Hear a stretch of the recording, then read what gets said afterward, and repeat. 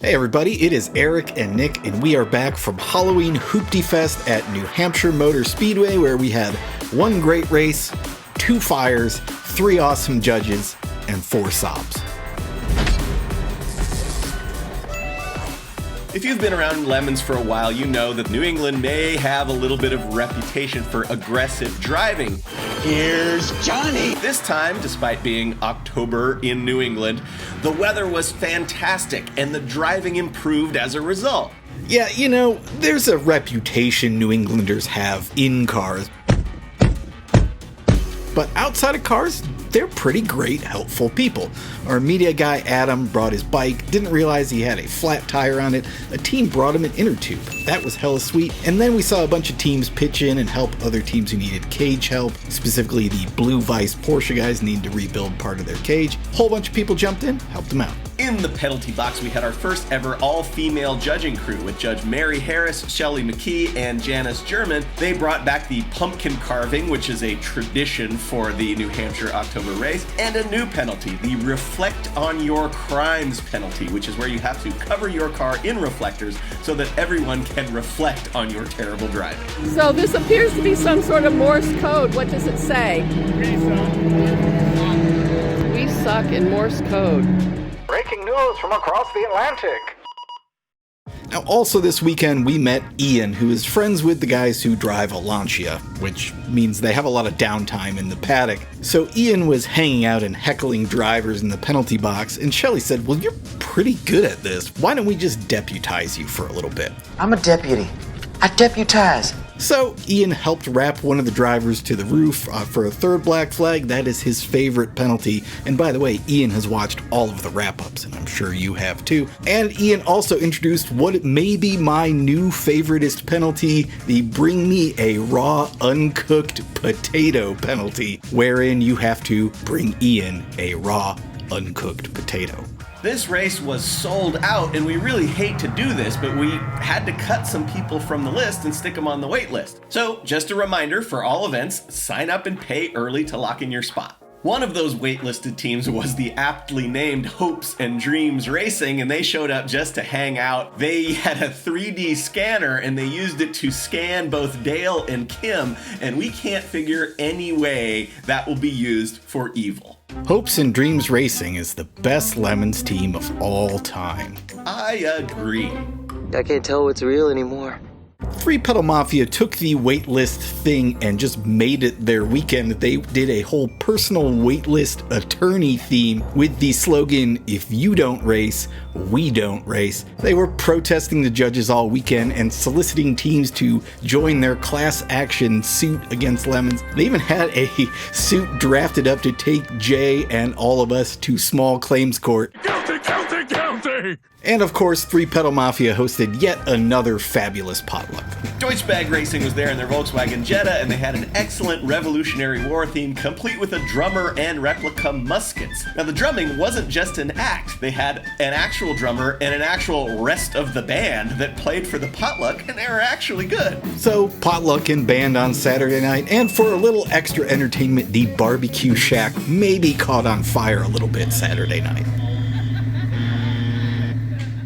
I know what you're thinking. When are these guys going to talk about those 4 Saabs? Well, that time is now. Let's start off with the aptly named Team Saab and their Saab 99. Now, this team is sort of a mashup of a couple of old Saab teams from New England that go all the way back like 15 years ago to racing Lemons at Stafford. And they've been around pretty much constantly since then, racing various combinations of different Saabs. Last year, they had a Saab 900 that we talked about in the Thompson wrap-up. It finished 7th overall and 2nd in B class with this non-turbo Saab 900. That was amazing. Sadly, that car got wrecked like a month later in a non-Lemons race. So, what do? They go to their yard and barn full of old Saab stuff. They have an old Saab 99 shell and a bunch of old Saab 99 parts that came from another old Lemons car. They slapped all of that together in like 4 weeks, dragged it out to New Hampshire and got it on track, and the pièce de résistance was the bespoke exhaust system that came from one of their old Lemons cars, and it looks amazing. They showed up bit late. They were still wrenching on it when they unloaded it from the trailer, but they finally did pass tech. They ran most of the weekend with only minor teething problems. They lost the clutch, maybe the brakes, but it ran and it looks awesome. So that was the oldest Saab. The newest Saab is Futility Motorsports 9.5 wagon. This is the Hell Moose edition, as they made it. This is a family team from New England, and their dad bought the car brand new, taught the kids how to drive stick on it. They had 300,000 miles on this thing when they were like, yeah, it's probably time to be in lemons with this thing. It may be finished last, it maybe burned some holes in the cylinder, but man, this thing's awesome too. Then you had It's a Saab Story and their Saab 9.3. They were actually pretty competitive in Class B, but more importantly, no theme. And last but certainly not least, Canadian Ultimate Motorsports with their Saab 9000. These guys are from Quebec. This thing might actually be crustier than the 7199 that the Saab team were running. Still, ran like a glove. And, you know, I think that Ian really got to the root of it when they came into the penalty box, though. I thought you were supposed to be Canadian. I'm Canadian. I'm sorry. On the subject of Canadians, we had Team Out for a Rip Bud in their Acura. They're from New Brunswick, which is up there somewhere, and their theme was medalists from the Canadian Olympic team. Oh, for the win! For the win! Yes! Yes! Gold! Gold for Canada! On the subject of the Olympics, at Thompson, the Boston Whiners brought us a hastily prepared Olympics theme. In the wrap-up, we specifically called them out and said, you need to do a great moments in Olympics history theme. And guess what? They did it. They came back with Nancy Kerrigan, the nearly dead 1904 Olympics marathon winner, Ray Gun, and for some reason, a chariot? Well done, guys. And just to turn it up, I think we have to issue another challenge. Maybe turn the car into a raw, uncooked potato, or how about Ronald Reagan? Mr. Gorbachev, tear up this dance floor. And here we've got the Volvo 262C Bertoni Coupe of Vermont Burt 1. This car has run a bunch of races. In fact, this was this car's 50th race. Now, last time, at its 49th race, it blew up its motor, and that motor had done like all 49 races. So they figured, well, we'll start over again and put in another motor that'll last another 49 races. But instead, the motor that they installed blew up on the first lap of the test day, blowing water out of all four holes through the head gasket. No problem, they said. We'll swap a head gasket. We've got the parts. They did that on Friday night, got it out on track for the green flag on Saturday, and immediately blew up again. So from a car that's done 50 races to a couple of lemons firsts, to begin with, we had Black Powder Racing and their Chevy Cobalt SS. They did a sexy pirates theme, which is fine, but crucially, this is the first real Cobalt SS with the supercharged Ecotech. And we mentioned this before, but like 15 years ago, somebody was asking, what car is going to dominate lemons in the mid-2020s? And the Neon SRT4 and Cobalt SS were always at the top of that list, like absolutely going to run away with races. This one finished 75th. Here's a rookie team, 3 men and a little lady, in our first ever VW EOS. They had a Hitchhiker's Guide to the Galaxy theme, and this was a family car that was their kid's first car, and then they finally decided to do lemons with it. Now, the EOS is basically like a super overweight 2-door Jetta with a giant, complicated, retractable hardtop. They got rid of that hardtop, which reduced the car's weight from like 6,000 pounds down to about 4,500. They had some weird electronic problems, which on a Volkswagen, That's weird. but it had a 2-liter turbo and an automatic, and it beat the Cobalt SS. As we were in New England, we had a couple of great Jaws themes, and if you're one of the younger people who's watching this, Jaws is of course the film about a giant dolphin with rabies that terrorizes a small New England town. Oh, if I ever get out of this, I'm gonna make you into a stew! The first team was Bazinga Racing with their Nissan 300ZX, costumes, the whole bit. And then we also had Wicked Fast and Furious, which is a great team name, by the way, and their Volkswagen Golf. team captain's favorite movie as a kid was Jaws, also one of my favorite movies as a kid, and we noticed the car was a little rusty, so Judge Mary just gave a little kick to one of the rust patches on the rocker panel, which then exploded in a pile of rust and quick-drying concrete, which I've never seen. That was cool and kind of terrifying. Other good themes included the Knighted Angels. They had a dune/sandworm theme. That's spectacular. Purple Rain were back with their really good Prince mashup with the Wind's Oil livery. Then we had Dream House, which was a Barbie theme, and they were racing an A4. And is Barbie's dream car an A4 these days? It's a little disappointing. Toyota had been running a really good Mandalorian theme, and they came back this time as gold members from the Austin Powers movie with some enhancements.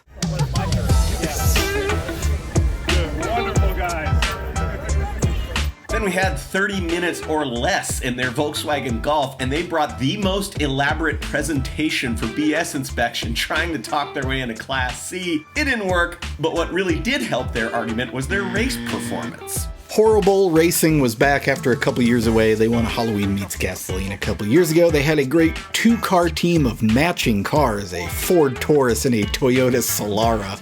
It was an Oops/UPS and F'd Up/FedEx themes. We've seen those kinds of themes before. They're always pretty good. And we've said this before on this channel, bring Mercury's to lemons. This team, Pepperidge Farms, did. It's a Mercury Milan, it's an automatic, it's a 4-cylinder, it finished 50th, which in fact is ahead of the Cobalt SS. We haven't talked about Great Globs of Oil's Buick Opel Isuzu in a while, and I just want to mention that 9 years ago they put a wood spacer on the carb, and it is still there after so many years. Wood. What can't it do? This message brought to you by the Wood Council. Here are the class winners. Now, a couple of quick notes about the Class A/overall winner, the Scooby Doobies in their Audi Coupe. First of all, they have costumes. Having costumes and winning overall are not mutually exclusive. Eyesore Racing taught that years ago. And secondly, for most of the day Sunday, they were in a really close race with the slow and mellow Integra for the overall lead. And at the end of the event, those two cars were like spotless. Not crashing helps you win, it turns out. That's weird. Alright, let's talk about the trophies that matter. We will start with the Heroic Fix, which went to Fiasco Rally Sport in their Merkur XR4 Ti. Now, these guys used to race lemons all the time. They were gone for 8 years. They came back with an awesome V8 Interceptor Mad Max theme. That was cool. In the time off, what they did with the Merkur was they took the turbo and they threw it away and threw on like a 600 CFM 4-barrel carb on what was basically a Pinto engine. We asked them if maybe that was a little too much carb, and they mentioned that they'd gone through like a whole bunch of jets trying to make it work. That's weird. Things didn't go great for them. The Merkur caught on fire, causing a red flag. Big fire. Car off the track. Updated on status. When they got the car back to the garage, the wiring was all crispy or totally gone. They couldn't tell what had happened. But they didn't give up. They set about rewiring the entire engine bay, rebuilding the car, putting a head gasket on because apparently fire is very hot, and then replacing every single plastic piece under the hood. Sunday afternoon, they brought it through tech, showed that everything was intact again, put it back on the track, and then the flywheel bolts sheared off. They managed to drive it back to the paddock on the starter, which is impressive. They fixed all the flywheel bolts with it, everything still in the car, went back out, and the bolts sheared off again. Still heroic efforts just to put it back on the track. Well done. I Got Screwed went to this long-suffering team from Massachusetts, Park Bench Racing. I mean, it's kind of obvious why they're called that. This is a 3,800 powered Buick Regal, and in the last two races, they've killed their transmission. So they finally said, you know what, we're gonna fudge the Lemons budget a little bit. I think they'll let us with a Buick Regal. We're gonna build a transmission from the ground up so it'll last. Well, okay. Now this is a good point to remind you that this is the segment for I Got Screwed. So maybe you saw this coming. So they went back to their shop where they had a spare transmission. They checked it out, which is a good thing they did because they discovered the fluid pump was not working. So they sort of cannibalized the two transmissions, wound up with a combination that had everything functioning. They stuck it in the car, they went out on track, and they blew up the transmission again.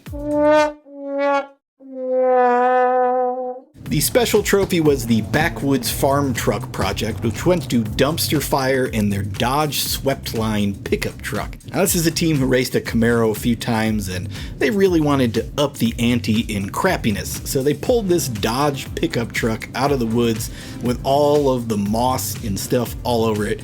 It looked really great. However, they've been gone for like 3 or 4 years, and in the team captain's words, I might have gotten a little carried away. So it uses the original Dodge frame, but every little change to it ended up becoming a big change, and this is Scope Creep the vehicle. It is maybe the most overbuilt Dodge road racing truck ever built. It's got a small block Chevy with these crazy headers to clear the subframe. They've got a quick change rear end in it, all this trick suspension. They showed up on 100 treadwear tires, so they had to go find some whatever tires on Friday. They managed to do that. Everybody was expecting this thing to blow everybody's doors off. It was the second slowest car of the weekend. Still, just look at this thing. It is awesome. Judge's choice went to Harlow Racing in their Toyota Camry. This is a rookie team of 20-somethings, and they showed up with a roll cage that was not only unbuilt, but mostly unstarted. But fortunately for them, they wound up pitted next to veteran teams, the Lemontarians and the Sesame Street Outlaws. Both of those teams gave them a lot of help with the cage. They built that thing between Friday and Saturday while also dealing with a car that mysteriously would not start. They thought the problem might be the car's immobilizer / key fob. How did they come to this conclusion? Well, because they looked around for it and realized it was back at the garage in Connecticut. So they got on the phone with one of the team members' dads who was showing up to the race later. They said, go to the garage, get the key fob. He goes in there, there's like a pile of random key fob type things. He grabbed them all, brought them to the track. That indeed was the problem. They got it started, they got the cage finish, and they finished the race. Ish.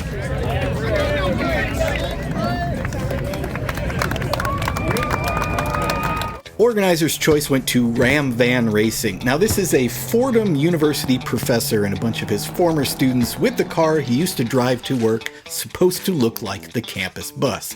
Now, I don't know anything about Fordham University except one thing. Frankie Frisch, the Fordham Flash Hall of Fame baseball player, went to the university there. Now, here's the thing about baseball, as long as I'm on a tangent, nicknames in baseball suck now. Like, you get A-Rod and J-Rod and stuff like that. That's boring. I want Frankie Frisch, the Fordham Flash, I want Old Hoss Radbourne, and I want Briss Lord. I need some names like that in baseball. While we're on the subject of things we want, I want more off-brand Toyotas in lemons. You know, Geo Prism, Pontiac Vibe, and stuff like this, Scion XA. Yeah, so these guys rolled the car like 3 years ago. They came back with improvements. The improvements kinda worked, kinda didn't. They didn't really care. They were having an awesome time all weekend. Love seeing a team smile like that. Well done, organizer's choice. Index of effluency went to Valve Tap Racing in the Chrysler Cordoba. They've been running for a couple years now, and the newer one of the two, which is the blue one, has not run great in the past, but this time out on a narrow, tight road course where it barely fits in certain turns, they beat over half of the field, a well-deserved IOE. Now both of these have won an IOE. What can top that? Well, team captain Jim, he hinted at some great things to come for the 2025 season.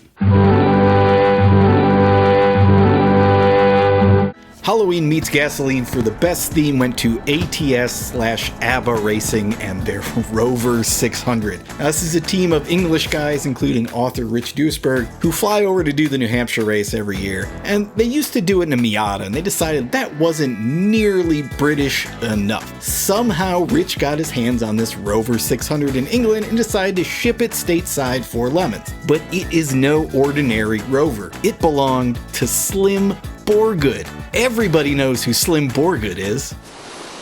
I don't. Well, I guess I have to explain that Slim Borgud was a Swedish session musician who played drums on a bunch of ABBA songs and also happened to race in F1 for a couple years. He even scored a point at the '81 British Grand Prix and then went on to do European truck racing, which is kinda up there with Monster Jam and British touring car racing as the greatest forms of motorsport. He raced at Le Mans, but yeah, who cares? He apparently enjoyed a very poorly built Honda Accord, which is what the Rover 600 was. One of the team members maybe even worked on the actual Rover assembly line that built these. This car came to them in horrible shape. It drove just well enough to go into a shipping container. Their stateside enabler Tim Bradley helped them cage it, fix it, make the car run a little bit. That alone would be amazing, but they also put the full court press on the Lemons Supreme Court with a British auto union workers strike that carried on all weekend, and they recruited people throughout the paddock to join the strike. This was a perfectly executed theme, a perfectly terrible car, and a perfectly good Halloween meets gasoline winner. Here's Lemons in a nutshell.